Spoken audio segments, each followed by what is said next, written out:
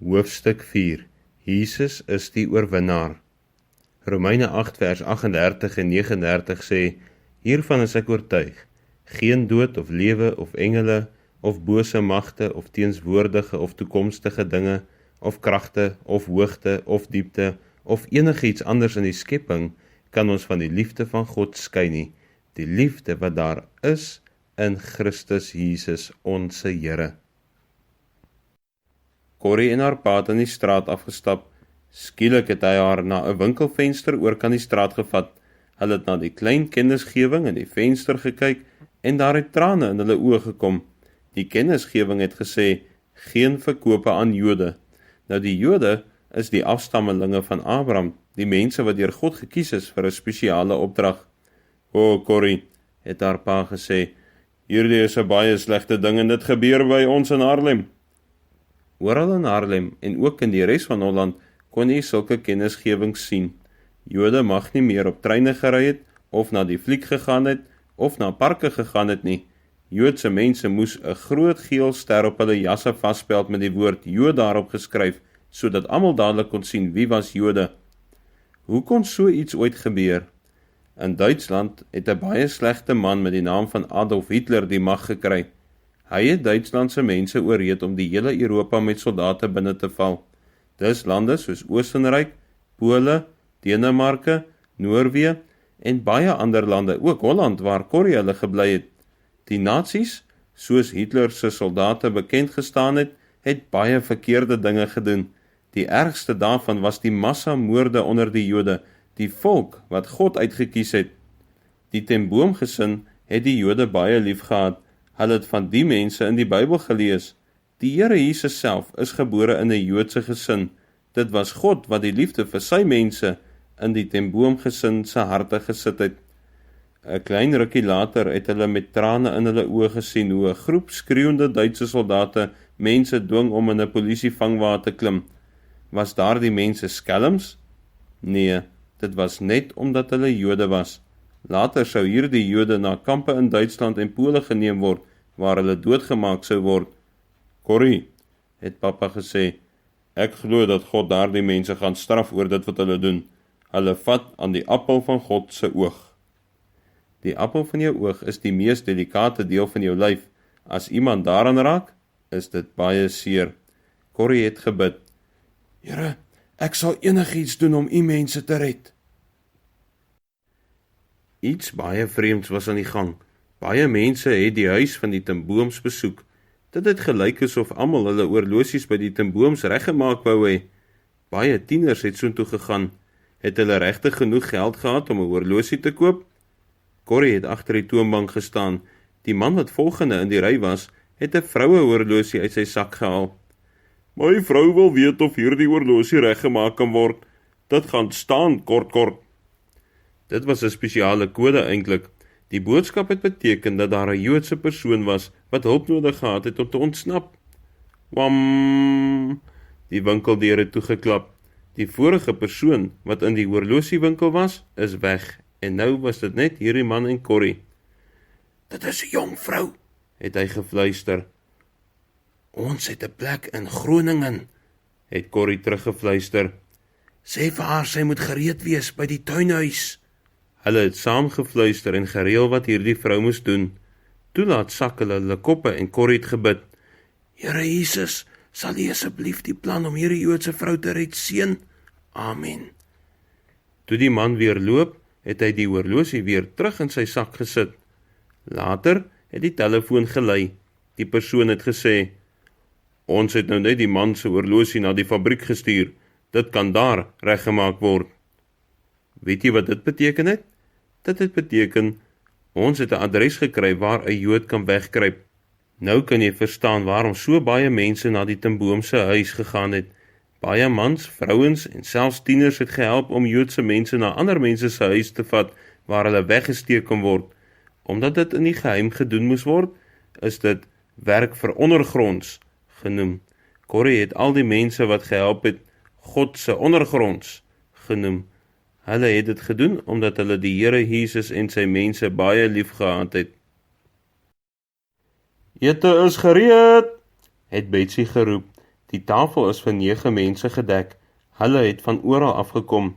Corrie uit die horlosiewinkel, pa uit die werkswinkel en 6 ander mense wat in die geheim in die huis gebly het. Daardie mense is wegkruipmense genoem. 3 van hulle was seuns wat nie deur die geheime polisie weggeneem wou word om in Duitsland in oorlogsfabrieke te werk nie. Die ander 3 was horlosies, oftewel Joodse mense, 2 vrouens met die name van Mary en Tia en 'n man, Jussi. Hulle het 'n lekker gesels terwyl hulle geëet het en kort het hulle uitgebars van die lag omdat Jussi sulke snaakse grappe vertel het. En toe skielik, bzzz, bzzz, die geluid van die gonser is reg deur die huis gehoor. Dit het gevaar beteken. Almal het opgespring. Die wegkruip mense het alles gegryp wat aan hulle behoort en met die trappe opgehardloop na Corrie se kamer. In die kamermuur was daar 'n geheime luik. Hulle het op hulle knieë deur die luik gegaan na die geheime kamertjie en daartoe gekruip. Die klein kamertjie was omtrent 'n meter wyd en hulle doodstil gesit terwyl hulle harte vinnig geklop het. Hulle kon nie hoes en kon nie nies nie. "Kom julle weer af?" het 'n stem na 'n rukkie geroep. Gelukkig was dit Corrie se stem. Dit was toe nie 'n klopjag deur die Gestapo, 'n ander naam vir die Duitse polisie nie. Dit was net 'n oefening om te sien of hulle vinnig kon wegkruip. Corrie het vir Mary gehelp om deur die luik te kruip en Jussi was al lankal besig weer om grappe te maak. "Ek dink ons het lanklaas roompoffertjies gehad." "Ek hoop nie dat dit ooit nodig sal wees om regtig so weg te kruip nie," sê Tia. "Ja, dit was waarom hulle dit geoefen het. As die Gestapo die huis sou kom deursoek, moes almal so gou moontlik wegkruip. Dit moes lyk asof daar net 'n ou man en sy 2 dogters in die huis bly. Omdat die oefening nie pret was nie en op die vreemdste tye gebeur het, het Betsy na elke oefening vir almal roompoffertjies gegee." "Geluk," het Corrie opgewonde gesê, terwyl sy die stophorlosie in haar hand vasgehou het. "Julle het die rekord gebreek, 10 sekondes vinniger as laas keer." Hygend en 'n bietjie bewerig het hulle almal verder geëet. Na ete het pappa die Bybel oopgemaak. "Vandag gaan ons uit Psalm 91 lees," het hy gesê.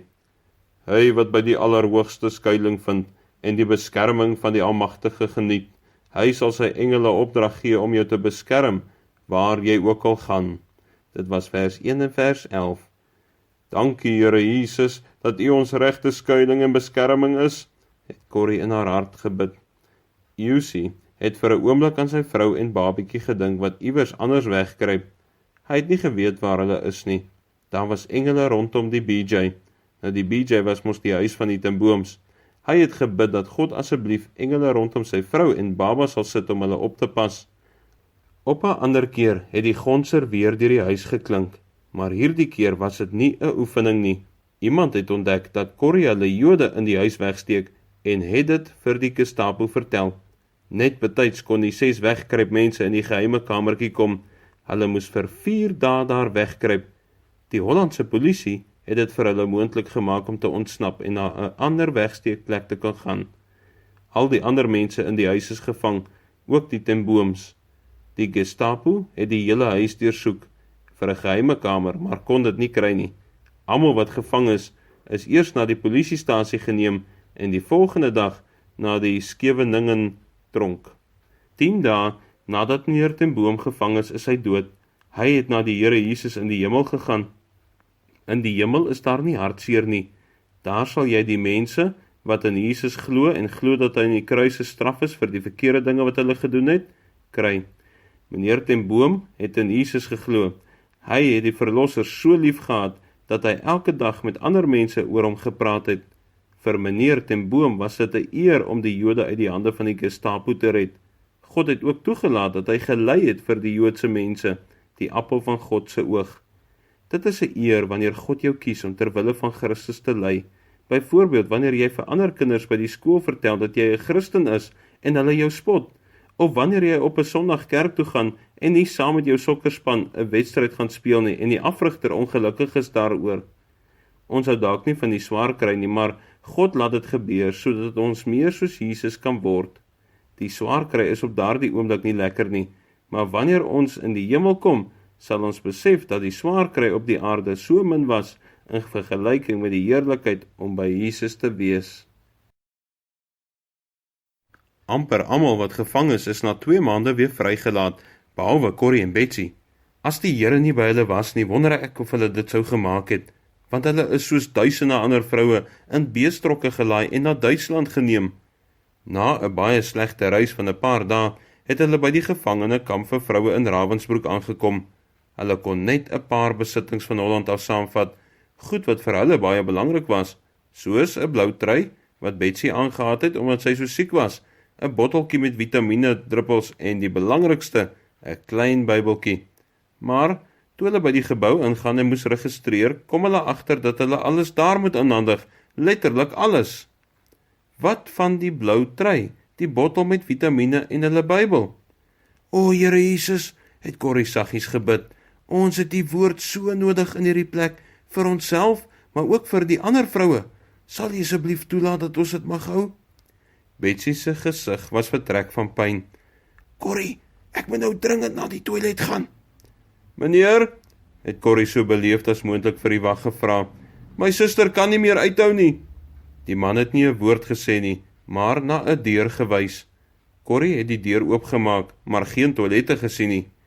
Kan jy asseblief vir my wys waar die toilette is? Het sy vir 'n ander wag gevra. Gebruik die drein, het hy geskree en die deur toegeklap. En toe was hulle 2 alleen in die stortkamer, net hulle 2.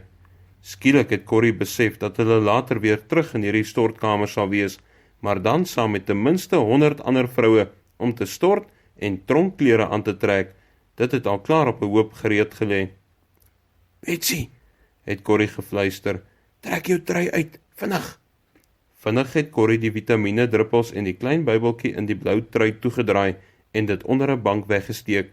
Daarna het die 2 weer teruggegaan na die vertrek waar hulle name opgeskryf moes word. God laat jou nooit alleen nie. Later, toe Corrie en Betsy klaar gestort het en uit die stortkamer gestap het, het hulle net hulle dun gevangenisrokke en skoene aangehad, maar daar was 'n klein hobbel op Corrie se rug.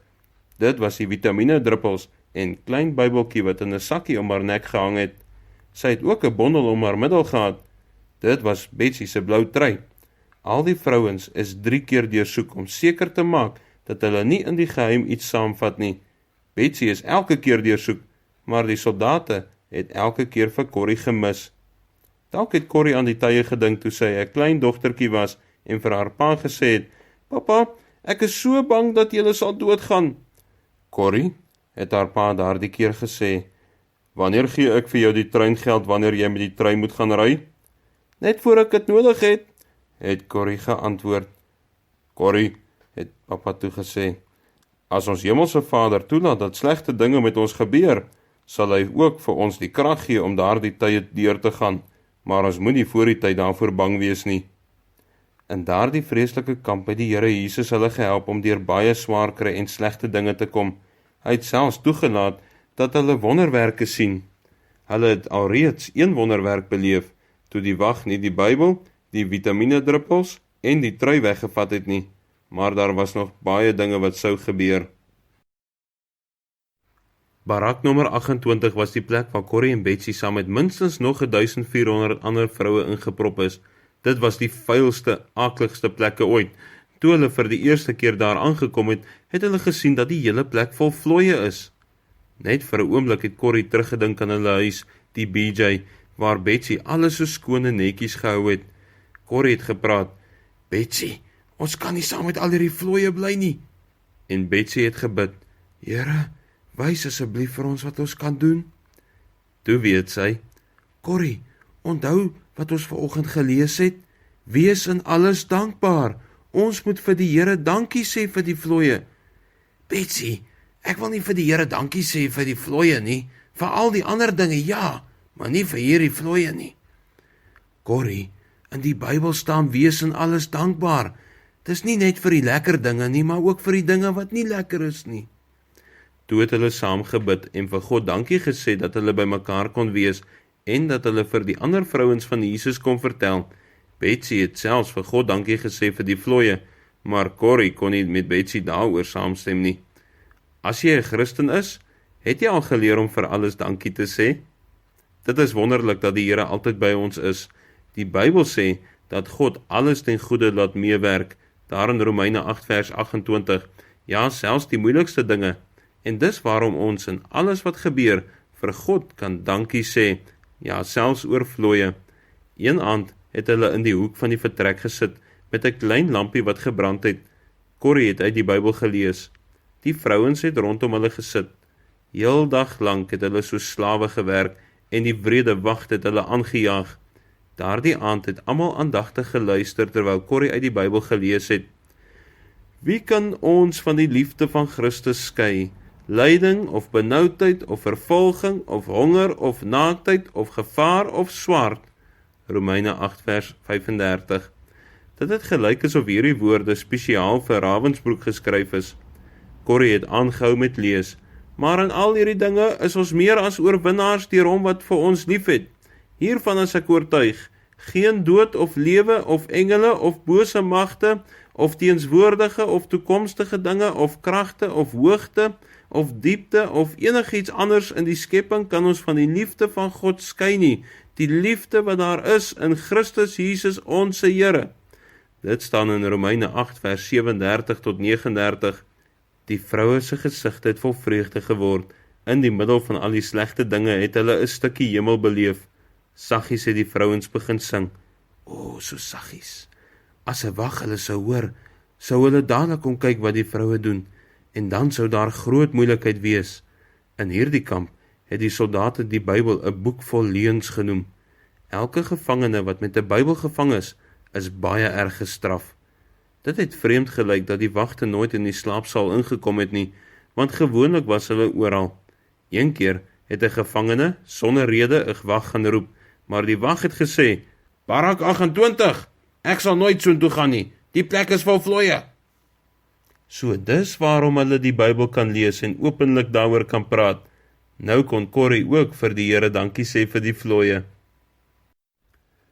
Eendag het Betsy vir Corrie wakker gemaak. Waarom laat jy my nie slaap nie? Jy weet hoe moeg is ek, het Corrie gemompel. Nee, Corrie, God het vir my iets gewys, en ek moet dit vir jou vertel, voordat ek het vergeet.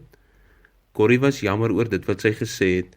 Hulle het hulle koppe onder die jas, wat hulle vir 'n kombers gebruik het, ingedruk, en Betsy het begin vertel. Corrie, hierdie gevangenekamp is gebou om mense te vernietig. Na die oorlog moet ons probeer om so 'n kamp te kry, en dit mooi reg te maak, met helder klere, en baie blomme. Dan kan mense wat alles in die oorlog verloor het, daar gaan bly. Daar is 'n baie mooi huis in Nederland. Ons moet daardie huis gebruik om mense in te neem, wat in die konsentrasiekamp baie swaar gekry het, sodat hulle gedagtes en hulle harte weer heel kan word, heel van al die wrede dinge wat hulle beleef het. Gaan ons ook daar bly? Het Corrie gevra. Dit sou wonderlik wees om in 'n mooi huis te bly met 'n tuin vol blomme, nadat hulle in hierdie aaklige vuil konsentrasiekamp gebly het. Net vir 'n kort tydjie, Corrie, dan moet ons reg oor die wêreld gaan, om oral vir mense te vertel, dat al is die moeilikheid groot, is die Here Jesus nog baie groter. Die mense sal ons glo, want ons het dit self beleef. Corrie wou nog verder praat, maar Betsy het reeds aan die slaap geraak. Betsy het nooit in daardie mooi huis gebly nie, want sy is 'n paar dae later dood. Die Here Jesus het haar na nog 'n mooier huis geneem, na die huis van sy Vader in die hemel. En Corrie, iemand in die kantoor van die konsentrasiekamp het 'n fout gemaak. Per ongeluk het hy 'n vrou vrygelaat wat nooit vrygelaat moes word nie. Maar toe hulle dit uitvind, was die vrou al klaar in Haarlem. Die vrou was Corrie. As sy in die kamp gebly het, sou sy ook doodgegaan het, maar God wou nie hê dat sy doodgaan nie, want hy wou hê dat sy moes doen wat hy vir Betsy gesê het. God se wil moes gedoen word. Wat 'n moeilike tyd was dit nie vir Corrie en Betsy daar in die konsentrasiekamp nie. Tog was die Here by hulle, en dit het die groot verskil gemaak. Is dit nie wonderlik om te weet, die Here beloof om by sy kinders te wees nie, waar hulle ook al is? Hy sê, ek is by julle al die dae. Niks kan ons skei van die liefde van God nie. Dit was hoofstuk 4, Jesus is die oorwinnaar. Volgende keer luister ons na hoofstuk 5, 'n swerwer vir God.